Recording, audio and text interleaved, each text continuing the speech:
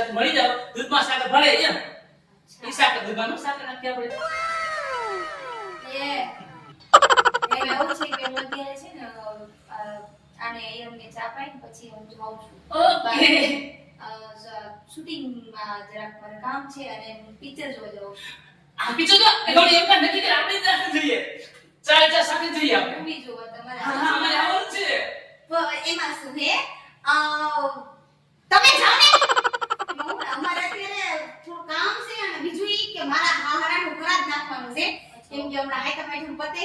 એટલે સરાદનો દિવસ આવશે એ હજી આવશે ને તો યાની કી કમાજી એટલે કે મારા ફાધર ગુજરી ગયા